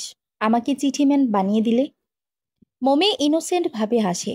তা দেখে টিয়া ফের বলল, ভ্যাটকাবি না খবরদার। এই নে তোর চিঠি। আর শোন, ভাইয়া বলেছে তুই চিঠি লিখে এই জানালা দিয়ে ফেলে দিস। ভাইয়া ঠিক রাত 9টায় এসে নিয়ে যাবে। মমি চিঠিটা টিয়ার হাত থেকে নিতে নিতে বলল, আচ্ছা। টিয়া যেভাবে চুপচাপ এসেছিল সেভাবেই চুপচাপ চলে যায়। এটা তার হবু শ্বশুরবাড়ি। এখানে এখন ঘন ঘন আসাটা কেমন যেন দেখায়। আবার না এসেও পারে না। যেহেতু মমির ফোন নেই, তাই নীলের সাথে যোগাযোগ করার একমাত্র পথ চিঠি আদান প্রদান করা। আর এই চিঠি আদান প্রদানের কাজটা টিয়াই করে থাকে। মমি কাপা কাপা হাতে চিঠি খুলে বসে। এই কিসমিস, আজকে আমাদের বাসায় আসো নাই কেন? আমাকে দেখতে ইচ্ছে করে না? আজকে আসো নাই মাফ করলাম, কিন্তু কাল না আসলে নো মাফ। কাল স্কুল শেষে সোজা আমাদের বাসায় আসবা। দুপুরের খাবার আমরা একসাথে খাবো, ওকে? আর এক্ষুনি কাউকে জানিও না আমাদের সম্পর্কের কথা।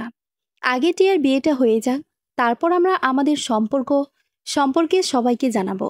কেমন? রাতে খেয়ে ঘুমিও। তোমার তো না খাওয়ার অভ্যাসটাই বেশি। তোমাকে খুব মিস করছি। লাভ ইউ কিসমিস। চিঠির অপেক্ষায় থাকবো। ইতি, তোমার নীল চক্ষু ম্যান।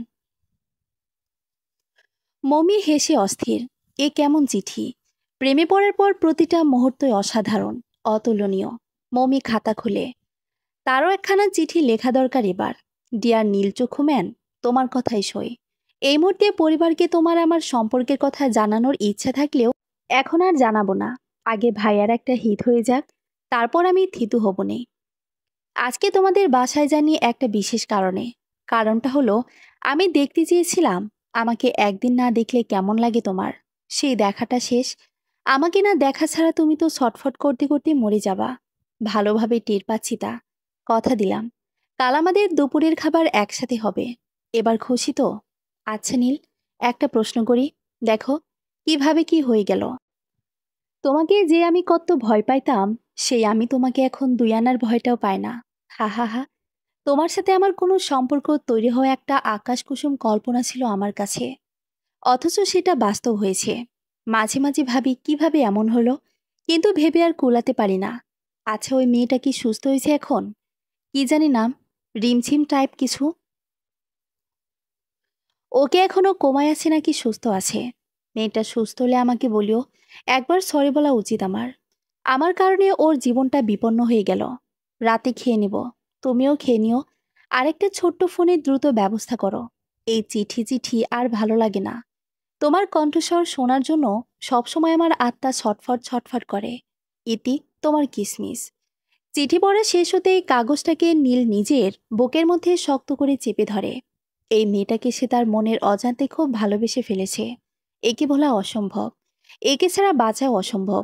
তবে নীলের বুকের মধ্যে কেমন এক ধরনের স্নিগ্ধ অনুভূতির জন্ম হয়েছে। ঠিক সেরকমই ব্রেনের মধ্যে অন্য এক ধরনের অনুভূতি জন্ম হয়েছে। ব্রেনটা আবার খুব ভাবছে রিমঝিমকে নিয়ে। একবার রিমঝিমের খোঁজ করা দরকার। যে যে ঢাকা থেকে এসেছে আর জানি। মমির মায়া ফেলে যেতেও ইচ্ছে করে না, কিন্তু ফোনের মাধ্যমেই জানাই যায় রিমঝিমের শারীরিক অবস্থা। স্কুল শেষে দুই বান্ধবী একত্রে টিয়াদের বাড়ি ঢুকে। ডাইনিং রুম পার হওয়ার সময় মমির নাকে খুব সুন্দর একটা গন্ধ আসে। মমি সূচকের মতো নাক শুকতে শুকতে জিজ্ঞেস করে, কিসের গন্ধ রে? টিয়ার চোখে মমিকে দেখে বলল, বিরিয়ানির। বিরিয়ানি? ইউ লাভ ইট। মমির চোখ চকচক করে ওঠে। তোর জন্যই রান্না হচ্ছে। ভাইয়া আদেশ দিয়েছে সকালে আজ বিরিয়ানি না হলে সে খাবেই না। হঠাৎ নীলের প্রসঙ্গ চলে আসায় মমি সামান্য অপ্রস্তুত হয়। তার মুখের মধ্যে এক ধরনের অপ্রতিভ ভাব ফুটে ওঠে। নীল, মমি টিয়া খুব আনন্দ করে দুপুরের খাওয়া সম্পূর্ণ করে। অবশ্য মমি তেমন একটা খেতেই পারেনি। তাকে এক ধরনের অপ্রস্তুতকারীর লজ্জায় ঘিরে রেখেছিল সারাটাক্ষণ। খাওয়া শেষে নীলের রুমে এসে বসে ওরা। টিয়াও এসেছে ওদের সাথে, যাতে কেউ অন্য কিছু মাইন্ডে না নেয়। টিয়া শো। সে বিছানায় শুয়ে শুয়ে নীলের ফোন ঘাঁটতে ব্যস্ত। আর মমি নীল গিয়ে বারান্দায় দাঁড়ায়। বারান্দার দরজা লাগিয়ে দেয়। মমি কাপা গলায় প্রশ্ন করে, দরজা লাগালেন কেন? নীল মমির সুর অনুসরণ করে বলে, এমনি।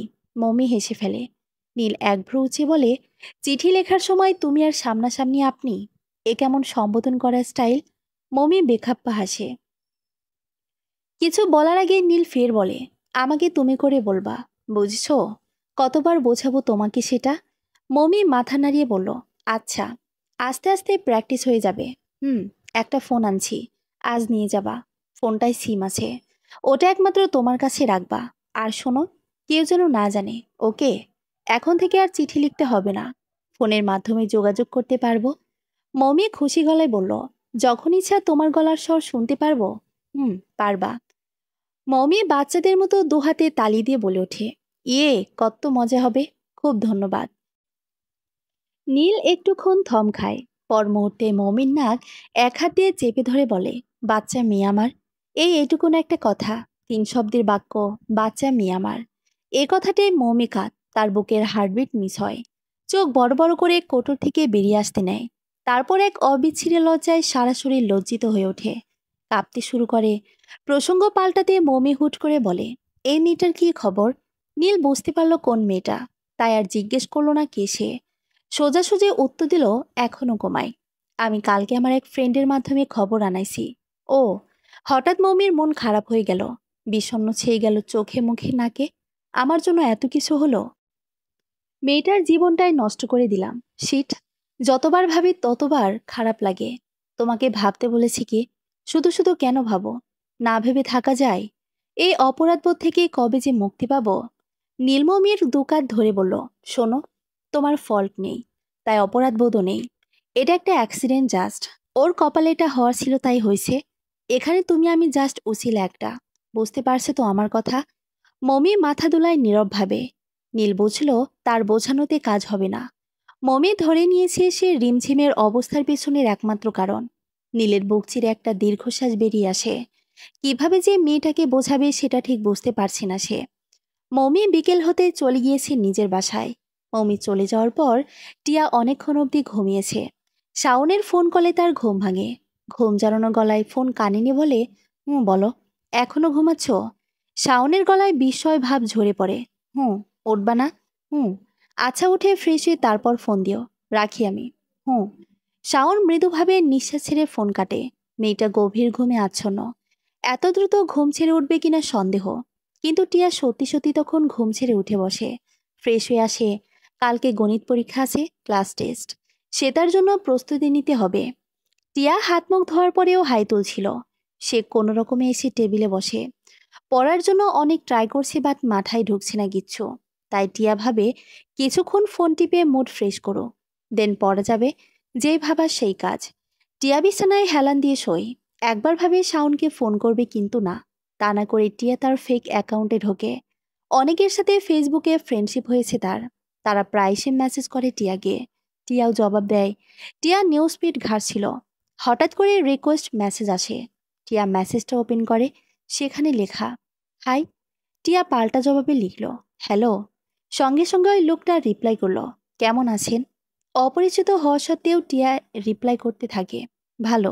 আপনি? আমিও ভালো। সন্ধ্যায় নাস্তা করেছেন? না। আচ্ছা, কে আপনি? আমাকে এত মেসেজ করছেন যে? আমাকে চিনেন? না, চিনি না, তবে চিনতে চাই। আমি আপনার একজন ফেসবুক ফ্রেন্ড আর কি। ও আচ্ছা। আমি টিয়া, স্কুলে পড়ি। আপনি? আমি হাবিব, ঢাকা মেডিকেল কলেজে এমবিবিএস করছি। টিয়া বিস্মিত। সে তার বিষয় লুকিয়ে রাখতে পারল না। মেসেজ করলো, ওয়াও, আপনি মেডিকেলে স্টাডি করছেন? গ্রেট। জানেন, আমারও খুব শখ ডক্টর হওয়ার, বাট পড়ব কিনা জানি না। মেডিকেলের চান্স পাওয়া অনেক টর। ওপাশ থেকে রিপ্লাই আসে, এতটাও ট না, যদি আপনি ঠিকঠাক ভালোভাবে স্টাডি করেন তো। মেডিকেল এক্সাম কোশ্চেন সহজ হয়, জাস্ট একটু ঘুরিয়ে ফিরিয়ে আসে। যারা বই খুঁটে খুঁটে পড়ে তাদের কাছে এসব কোশ্চেন নাথিং। বুঝেছেন? জি। আর এছাড়াও আপনি মেডিকেলে এক্সাম দেওয়া, যদি আমি আপনার ফ্রেন্ড হয়ে থাকি, আমাদের যদি যোগাযোগ থাকে, তাহলে আমি আপনাকে 100% হেল্প করব। মেডিকেলে ঢোকার ব্যবস্থা করা জানি, সো ডোন্ট ওয়ারি। টিয়া ভালো লাগলো খুব। কোথাকার কোন ছেলে! কত বড় সে, কত ব্রিলিয়ান্ট! অথচ সে কিনা তার মরে একটা মেয়েকে হেল্প করতে পর্যন্ত প্রস্তুত। মানুষটা বড় ভালো। বর্তমান। পরশ মারা গেছে আজ 13 দিন পূর্ণ হলো। ডাক্তারের কাছে গিয়ে জানতে পেরেছিল তার ব্রেনে একটা টিউমার হয়েছে, যেটা পশ্চাৎ মস্তিষ্কে প্রায় পুরো নিউরন সিস্টেম নষ্ট করে দিয়েছে ইতিমধ্যেই। থার্ড স্টেজে আছে ওটা। পরশের হাতে খুব একটা সময় নেই, অথচ এত বড় রোগ নিয়েও সে এখন অনেকটা সুস্থ। এটা দেখে অনেক অবাক হয়ে গিয়েছিল ডাক্তারেরা। সত্যি পরশের হাতে বেশি দিন সময় ছিল না। এই রিপোর্ট জানার ঠিক ঠিক 8 মাস পর সে মারা গিয়েছিল। সেই দিনটা মমির জীবনের সব থেকে বাজে দিনগুলোর একটি ছিল। সেই দিনটা ছিল আষাঢ়ের 7ম দিন। 3 দিন ধরে গুড়ি গুড়ি বৃষ্টিতে মাঠঘাট সব তলিয়ে গেছে।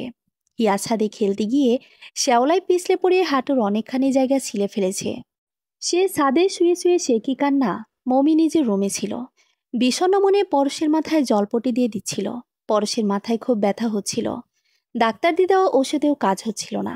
হিয়ার কান্না শুনে মমি উঠে ছাদের দিকে যাওয়ার জন্য পা বাড়াবে, অমনি পরশ মমির এক হাত টেনে ধরে।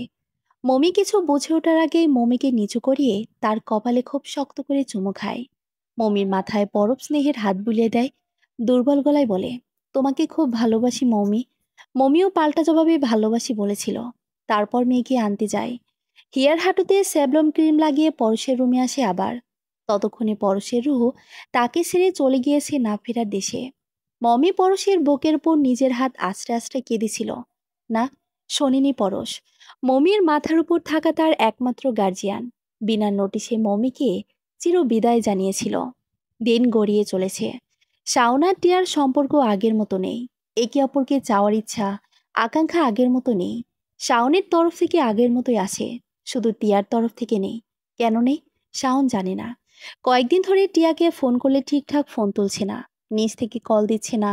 স্কুল শেষে অন্য রাস্তা ধরে বাড়ি ফিরছে। শাওনের সাথেও দেখা করতে চাচ্ছে না। এত সব ঘটনার পেছনের কারণটা কি শাওন জানে না। তাই জানার জন্যই লাজ শরমের মাথা খেয়ে দেখবে দিক ভুলে আজ টিয়াদের বাড়িতে উপস্থিত হয়েছে সে। বাহির থেকে তাকে দেখে লজ্জিত লাগলেও ভেতরটা অস্থিরতায় ছটফট করছে। মন বারবার ডাকছে, কোথাও একটা কিন্তু অবশ্যই রয়েছে। টিয়ার মা শাওনকে বসতে বলে টিয়ার রুমের দিকে এগিয়ে গেল। বিকেলবেলা হওয়ায় বাসায় টিয়ার মা আর টিয়া ব্যতীত অন্য কেউ নেই। শাওন স্বস্তির নিঃশ্বাস ছাড়ে। অন্যরা থাকলে আরো বেশি অস্থির লাগতো তার। টিয়া বিছানায় উবু হয়ে শুয়ে ফোন টিপছিল, মুখটা দারুণ খুশি খুশি। টিয়ার মা ঘরে ঢুকে বলল, টিয়া, জামাই আছে, তোর জন্য অপেক্ষা করছে। টিয়া ভ্রুকুঞ্চিত করে জানতে চায়, কে আছে? তোর জামাই। আমার জামাইটা আবার কে? টিয়ার মা বিরক্ত হলেন। বিরক্তসূচক গলায় বললেন, যার সাথে তোর বিয়ে ঠিক হয়েছে। শাওন, ভুলে গেছিস নাকি? টিয়া দায়সারাভাবে বলল, ও আয়, বসে আছে ছেলেটা। টিয়ার মা ঘর ছেড়ে বের হয়। টিয়ার খুশি মুখটা একগুচ্ছ বিষণ্ণতা আর বিরক্তিতে কুঁচকে আসে। ফোনটাকে ড্রয়ারে লুকিয়ে সে শাওনের সামনে গিয়ে উপস্থিত হলো। লাজ লজ্জা ভুলে গেছে নাকি? এভাবে আমার বাসায় আসছো কেন? আম্মু কি ভাববে? শাওন টিয়ার রাগী চেহারা দেখে থতমত খেল। উঠে দাঁড়াতে দাঁড়াতে বলল, কি করব বলো? তুমি তো ঠিকঠাক মতো কথা বলো না, দেখা করো না, ফোন দাও না। একটু থেমে শাওন আবার বলল, কি হয়েছে তোমার? আমার ওপর কি কোনো কারণে রাগ করে আছো? টিয়া ধপাস করে সোফায় বসে অবহেলায় আর দায়সারাভাবে উত্তর করল, না। তবে কিসের জন্য এত দূরে দূরে থাকো তুমি? ক্ষণখাল চুপ থেকে টিয়া বলে ওঠে, কই দূরে দূরে থাকি? কি যে বলো তুমি? যা সত্য তাই তো বলছো। লাস্ট কবে তোমার সাথে সুন্দরভাবে কথা হয়েছে আমার, সেটাই তো ভুলে গেছি। আসলে পরীক্ষার সামনে আসে, বিজি থাকি। এতটা বিজি যে 1 ঘন্টা কথা বলার সময় থাকে না। তুমি উত্তেজিত হচ্ছ কেন? ঠান্ডা মাথায় কথা বলা যায় না? শাওন মাথা ঠান্ডা করে। কিছুক্ষণ থম মেরে বসে থেকে ধীর এবং নরম গলায় বলে, টিয়া, কি হয়েছে বলো তো? কোনো প্রবলেম থাকলে শেয়ার করো আমাকে। কোনো প্রবলেম নাই। তাহলে বিজির বাহানা কেন দেখাচ্ছ? আগে তো শত ব্যস্ত থাকলেও আমার জন্য তোমার সময়ের কমতি হতো না। টিয়া গম্ভীর গলায় বলল, শাওন, সবসময় মানুষের ফিলিংস এক থাকে না। তখন নতুন নতুন সম্পর্ক ছিল, তাই ফিলিংসটাও নতুন ছিল, অন্যরকম ছিল। আর এখন দিন গড়িয়েছে, অনুভূতিগুলো চেনা হওয়ার সাথে সাথে ভোতা হয়ে গেছে। বুঝতে হবে তোমাকে। কি বুঝতে হবে না? শাওন নিষ্পলক দৃষ্টিতে টিয়ার দিকে তাকিয়ে থাকে। কিসব বলছে টিয়া? অনুভূতিকে দিন গড়ানোর সাথে সাথে ভোতা হতে পারে? আজব কথাবার্তা। বাহিরে সোনালি রোদ্দুর। সে রোদে হাত বাড়ালে উত্তাপ লাগে না, বরং সরসরি টাইপ অনুভূতি হয়। মৃদুমন্দ বাতাস বিনা অনুমতিতে পুরো প্রকৃতিতে সরে বেড়াচ্ছে। আকাশে বিচ্ছিন্ন মেঘ। কি সুন্দর বিকেল। এত সুন্দর বিকেলটাও এখন ফ্যাকাশে আর জঘন্য লাগছে শাওনের কাছে। কিছু একটা হয়েছে, নয়তো টিয়া এতটা পাল্টে যেতে পারতো না। শাওন খুব করুণ সুরে ডাকল, টিয়া, টিয়া। টিয়া চমকিতভাবে শাওনের দিকে তাকায়। দেখে শাওনের দু চোখের কার্নিশ ধরে জলেরা ভিড় জমিয়েছে। টিয়া ফাঁকা ঢোক গেল। শত হোক, এককালে তো এই ছেলেটাকে ভালোবেসেছিল সে। বুকের কোথাও একটু হলেও জায়গা করে আছে ছেলেটা। সেই জায়গাটুকু বারবার খামচে খামচে ধরছে। শাওন আবার পূর্বের স্বরে ডাকল, টিয়া। টিয়া ফাঁকা ঢোক গেলে উত্তর করল, কি? আমাকে ছেড়ে চলে যাওয়ার প্ল্যান করছো নাকি? কোমল গলা শাওনের, অথচ এই কোমল গলার স্বরটাই বেশ ভয়ঙ্কর শোনালো টিয়ার কাছে। সে থতমত খেল। হতচকিতভাবে অনেকক্ষণ তাকিয়ে রইল শাওনের দিকে। শাওনও নিশ্চুপ থেকে টিয়াকে সময় দিল কিছু বলার জন্য। এরপর এক সময় বিচলিত কণ্ঠে টিয়া উত্তর দিল, এসব উল্টাপাল্টা কথা বলবা না, ভালো লাগে না শুনতে। তোতলাচ্ছ কেন? পানি খাবো। টিয়া তৎক্ষণাৎ পানি খেতে গেল এবং পানি না খেয়েই চলে আসলো। তার পানির পিপাসা পানি এক ফোঁটাও। কোনো এক অজানা কারণে শাওনের হিমশীতল দৃষ্টি তার ভয়ঙ্কর লাগছে বিধায় সে উঠে চলে এসেছে। ফিরে গিয়ে আর বসলো না, সামনে থেকে দূরত্ব বাড়িয়ে দাঁড়ালো, ওনার এক কোণা আঙ্গুলে আঙ্গুলে পেঁচালো। তারপর অপরাধী কণ্ঠে বলল, মাফ করে দিও, আর হবে না, সময় দিব। শাওন উঠে দাঁড়ালো, খুশিও হলো না, আবার দুঃখ পেল না। তার চেহারা দেখে মনের ভাব কিছুই বোঝা গেল না। শুধু সে টিয়ার কাছে এসে চমৎকারভাবে হেসে বলল, দেখা যাবে। তারপর ভালো মন্দ কিছু না বলে বিদায় নিল। টিয়া হতবাক হয়ে রইল। জীবনের গণ্ডি কখন কি চায় বোঝা মুশকিল। সে ছাদে চলে গেল ধিমি পায়ে। কিছুক্ষণ একা থেকে নিজেকে সময় দেওয়া প্রয়োজন। নিজের মনের ভেতরে কি চলছে তা বোঝা প্রয়োজন। বাবা, পত্রের শুরুতে আমি ক্ষমা প্রার্থী। নিজের মনকে অনেক বুঝিয়েও আমি কন্ট্রোল করতে পারিনি। শাওন আমার জন্য সঠিক পছন্দ ছিল না। ও আমার সাময়িক মোহ ছিল, যেটা এখন কেটে গেছে। ওর সাথে আমার ক্লাস মিলছে না বাবা। ও খুব ভালো, এটা আমি অস্বীকার করব না। কিন্তু ভালো দিয়ে জগৎ চলে না। কবে নিজের পায়ে দাঁড়াবে, আর দাঁড়ালেও অনেক টাকা কামাতে পারবে কিনা, সেখানে একটা প্রশ্ন রয়েই যায়। তাই আমি এমন একজনকে বেছে নিয়েছি এবার, যে আমার জন্য সঠিক মানুষ। ওর নাম হাবিব। ঢাকা মেডিকেল কলেজের ছাত্র, ভবিষ্যৎ ডাক্তার। ওর স্ট্যাটাসটা বুঝতে পারছো? ওর মতোই কাউকে খুশি আমি আর পেয়েও গেলাম।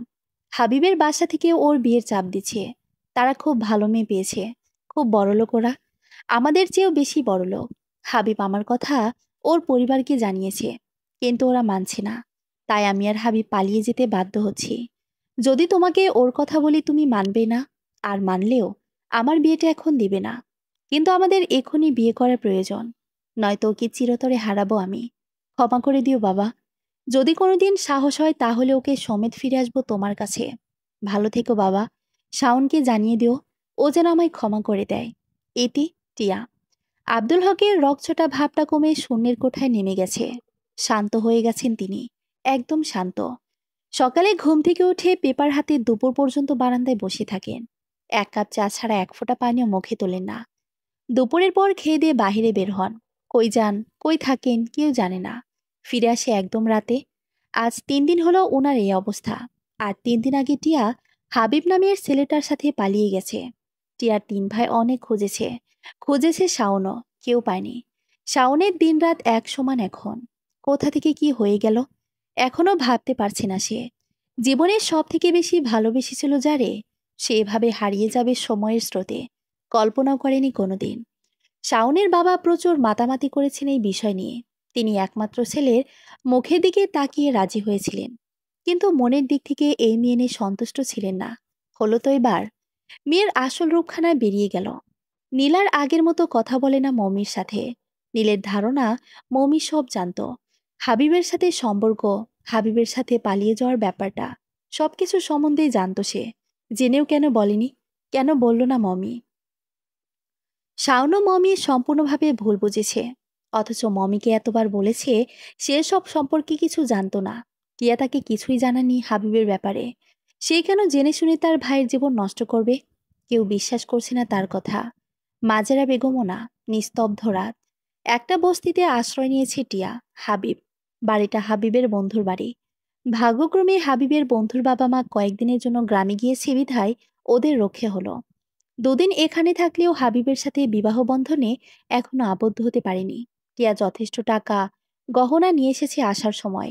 হাবিবকে যতবার জিজ্ঞেস করেছে কবে বিয়েটা হবে, হাবিবের উত্তর 1 সপ্তাহের ভেতরে। জন্মসনদ নিয়ে আসিনি ভুলে।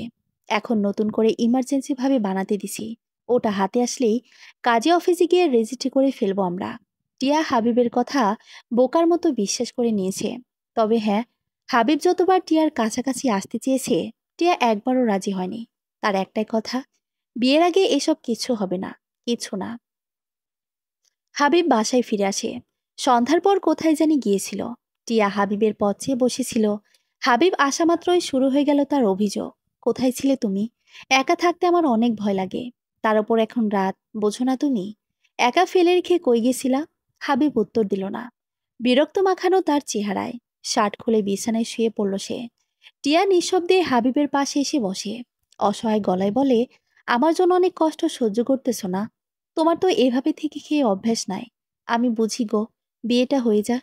পুরো কথা শেষ না হয় আগে হাবিব ধুম করে উঠে বসে। টিয়াকে শক্ত করে চেপে ধরে শোয়ায়। টিয়ার দিকে ঝুঁকে রাগী গলায় বলে, বিয়ে হবে না মাগি, খানকি। তোরে বিয়ে করার জন্য আনছি? খাওয়ার জন্য আনছি, বুঝছস না?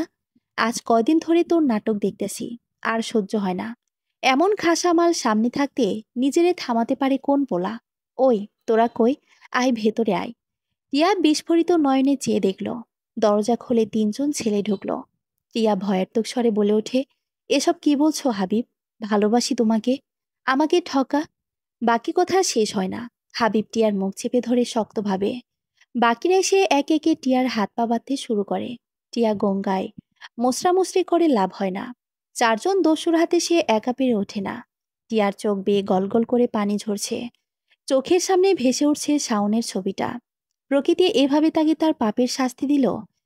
শেফালি বেগম চিৎকার দিয়ে দিয়ে কাঁদছেন। থেমে থেমে শরীর কেঁপে উঠছে তার। টিয়ার ৩ ভাই একটু দূরে দাঁড়িয়ে আছে বোঝা চোখে।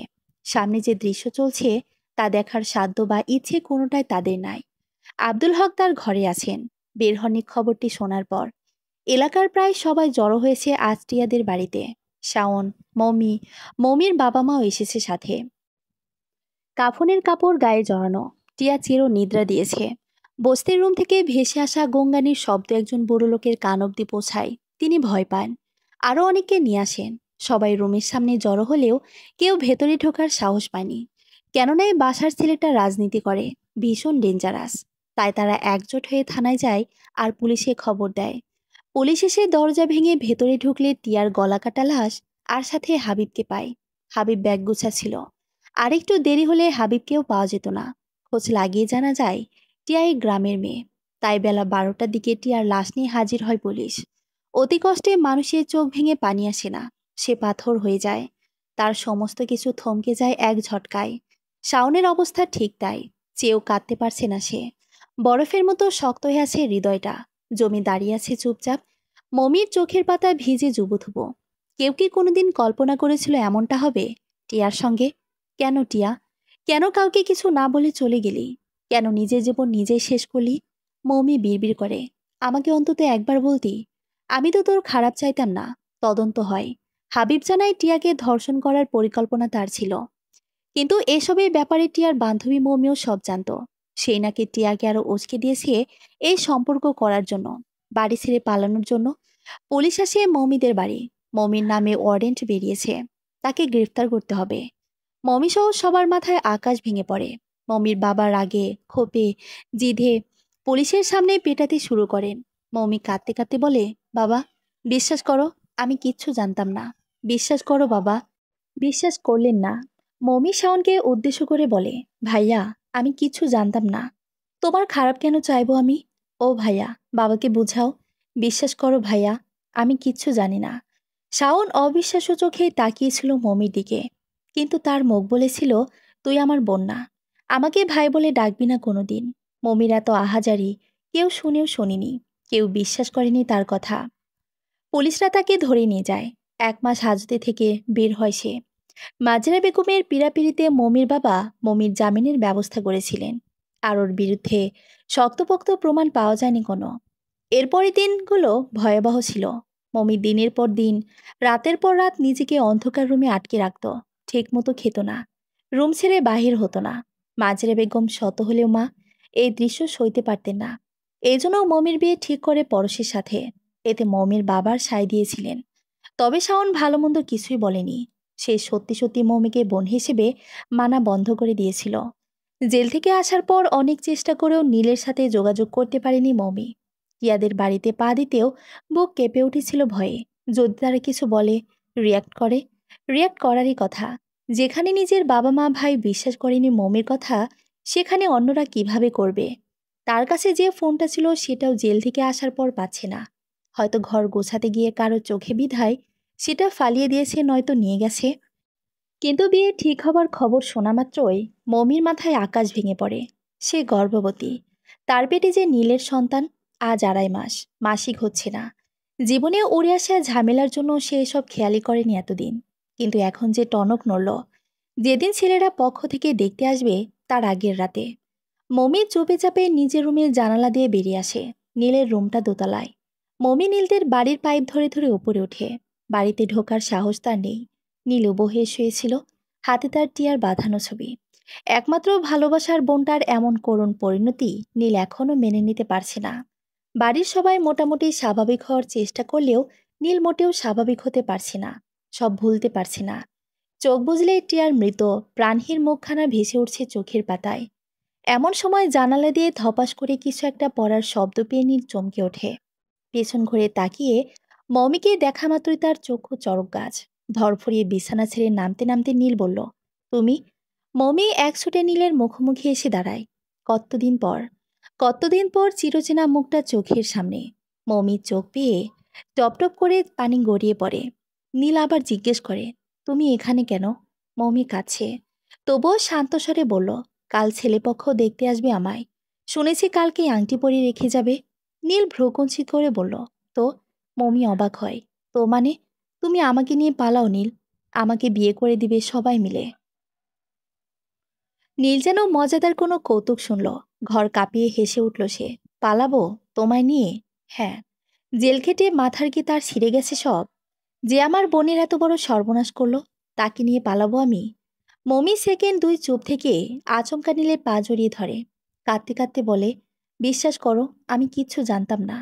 ওই খুনি আমাকে ফাঁসানোর জন্য এসব মিথ্যা বলেছে। টিয়ার থেকেও আগেও জেনে গিয়েছিল আমার কথা। কিন্তু টিয়া আমাকে কখনো ওর কথা বলেনি। যদি বলতো, আমি ওকে যেতে দিতাম। ও আমার বেস্ট ফ্রেন্ড ছিল নীল। নীল পা ঝাড়া দিয়ে মমিকে ছিটকে দূরে সরিয়ে দেয়। বলে, স্টপ ইওর ননসেন্স ড্রামা। তুমি আমাকে বলবার বিশ্বাস করে নেব? গাধা, বলদ পাইছো আমাকে? মমি আবার আসে, নীলের পা জড়িয়ে ধরে। বলে, তোমাকে ছুঁয়ে বলছি, বিশ্বাস করো একবার আমার কথা। প্লিজ সরো বলছি। তোমার ফালতু পেঁচাল আমার ভালো লাগছে না। বাসায় যাও। মমি পা ছেড়ে উঠে দাঁড়ায়। বাসায় গেলে আমাকে আর কখনো পাবে না নীল। নীল গাঢ় দীর্ঘশ্বাস ছাড়ে। সময় নিয়ে বলে, শোনো mommy, sorry to say but আমি তোমাকে আর চাই না। আমার মনে তোমার জন্য যে ভালোবাসা ছিল তার থেকেও বেশি ঘৃণা জন্মেছে এখন। সো প্লিজ আমাকে নিয়ে আর ভেবো না। আমার লাইফে আর ইন্টারফেয়ার করো না। নিজের লাইফ নিয়ে নিজেই বাঁচো। মমি স্তব্ধ হয়ে গেল। কি বলছে কি এসব নীল? নিজের কানকে বিশ্বাস হচ্ছে না তার। ফ্যালফ্যাল চোখে তাকিয়ে অবিশ্বাস্য সুরে বলে, এসব কি বলছো? ঠিক বলছি। নি ভাইয়া বলে ডাকবা? নট নীল। মমির চোখ বেয়ে পানি ঝরে পড়ে। নীলের দৃষ্টি অস্থির, কিন্তু মমি নীলের দিকেই তাকিয়ে আছে। ক্ষণকাল কাটে। মমির গলা বসে এসেছে। সেই বসা গলাতেই বলল, এত বড় শাস্তি দিও না, আমি কিচ্ছু করিনি। নীল বিরক্ত হলো। কপাল ভ্রুকুচকে আসে তার। বলে, জানি না কি করছো আর আমি কি করো নাই। সত্যি, কিন্তু সত্যি বলছি আমি। আমার আর তোমার মাঝে যা ছিল সব ভুলে যাও। আমাদের মাঝে কিছু হওয়া সম্ভব না, আর কিছু না। আর আমার পেটে যে আছে সে। নীল চকিত মমির পেটের দিকে তাকায়। মমি আবার বলল, এখানে যে তোমার সন্তান, তার কি হবে নীল? তাকে ভুলে যাব? নীল অনেকক্ষণ যাবৎ কথা বলতে পারল না। আফসোস হচ্ছে তার। কেন মাস তিনেক আগে এক সোনালি বিকেলে নিজেরই ঘরে সুযোগ পেয়ে মমিকে কাছে টেনে নিয়েছিল সে। আফসোস হচ্ছে, প্রচুর আফসোস হচ্ছে। মমি নীলের হাত জোড়া শক্ত করে চেপে ধরে। মরে যাব, বিশ্বাস করো, মরে যাব আমি। এত বড় শাস্তি দিও না গো, দিও না। পায়ে পড়ি তোমার, একটু দয়া করো, একটু দয়া করো। নীল হাত ছাড়িয়ে নেয়। আফসোস মিশ্রিত দীর্ঘ নিঃশ্বাস বেরিয়ে আসে তার বুক চিরে। বিছানার তল থেকে মানিব্যাগ বের করে দুইটা 1000 টাকার নোট বের করে মমির হাতের মুঠে গুজে দেয়। রইস হয়ে বলল, অ্যাবর্শনের ব্যবস্থা করো, বাকি যা লাগে আমি দিব। মমির মাথা চক্রাকারে ঘুরতে শুরু করলো এবার। নিজেকে সামলাতে না পেরে ভার ছেড়ে দিল নীলের ওপর। নীল ঝাপটে ধরল দুহাতে মমিকে। মিনিট পাঁচেক নীলের বুকের মাঝেই থম মেরে থাকে মমি। ধীরে ধীরে চোখ মেলে। নিজেকে ছাড়িয়ে নেয় নীলের থেকে। বুকটা দুমড়ে মুচড়ে যাচ্ছে। ভেতর থেকে ঠেলে কান্নারা আসতে চাইছে। মমি হাতের মুঠে থাকা টাকাগুলো নীলের দিকে এগিয়ে দেয়। কিছুটি না বলে জানালার দিকে আগায়। নীল প্রশ্ন করে, কি? টাকাটা নাও। মমি থামে, পেছন ফিরে তাকায়। ঠোঁটে তাচ্ছিলের হাসি ফুটিয়ে বলে, ভালো থেকো। যেভাবে জানালা বেয়ে এসেছিল সেভাবেই চলে যায় মমি। ঘর থেকে বেরিয়ে এসেছিল এই ভেবে হয়তো শেষ মুহূর্তটায় নীল সব ভুলে মেনে নেবে তাকে। হয়তো বাচ্চাটার জন্য হলেও নীলকে আবার ফিরে পাবে সে। কিন্তু বাড়ি ফিরে গেল একটা ভাঙা হৃদয় নিয়ে, টুকরো টুকরো হওয়ার স্বপ্ন নিয়ে। বর্তমান নীলের জীবন বিষাক্ততায় ভরে উঠেছে। রিমঝিম কোমা থেকে ফিরলেও ফিরে এসেছে পঙ্গু হয়ে। এই পঙ্গু মেয়েকে কে বিয়ে করবে? হাঁটতে পারে না, চলতে পারে না, শুধু বসে থাকে, কথা বলে। তাই রিমঝিমের বাবা পূর্ব পরিকল্পনা অনুযায়ী নীলের বাবার কাছে প্রস্তাব দেন নীলের সাথে রিমঝিমের বিয়ে। নীলের বাবা কিছুতেই তখন মানছিলেন না। তখন রিমঝিমের বাবা বলেছিলেন, আপনি না এক কথার মানুষ, কি কথা দিয়েছিলেন আমাকে ভুলে গেছেন? নিজের আদর্শ, নৈতিকতা, ইজ্জত বাঁচিয়ে রাখতে শেষমেশ নীলের সাথে রিমঝিমের বিয়ে দেন। নীলও নিজের ভুলের প্রায়শ্চিত্ত করার জন্যই এই বিয়েতে রাজি হয়েছিল। তার জীবন এখন দুর্বিষহ, বিষে জর্জরিত। মাঝে মাঝে আফসোস হয় তার, এর চেয়ে মৌমিকে নিয়ে পালিয়ে গেলেও বোধহয় ভালো হতো। করার নেই কিছু, সারা জীবনে এই অভিশপ্ত জীবন বয়ে বেড়াতে হবে। মৌমি ভালো আছে হিয়াকে নিয়ে। পরশের মৃত্যুর পর তাকে তার শ্বশুরবাড়ি থেকে বিতাড়িত করা হয়। কিন্তু পরশের রেখে যাওয়া টাকা দিয়ে একটা বুটিক শপ দেয় মৌমি। মেয়েকে স্কুলে ভর্তি করায়। স্কুল, মেয়ে, সব সংসার, সময় কেটে যায় হাসি মজায়। তবুও কোথায় কি যেন নেই। সব থেকেও নেই নেই অনুভূতি বুকের একদম মাঝটায়। তার জীবনের গল্পটি যে এভাবে অসমাপ্তই থেকে যাবে কোনোদিন ভাবিনি সে। সমাপ্ত। গল্পটি ভালো লাগলে please like, comment and share করে চ্যানেলটি সাবস্ক্রাইব করে পাশে থাকার অনুরোধ রইল। ধন্যবাদ সবাইকে।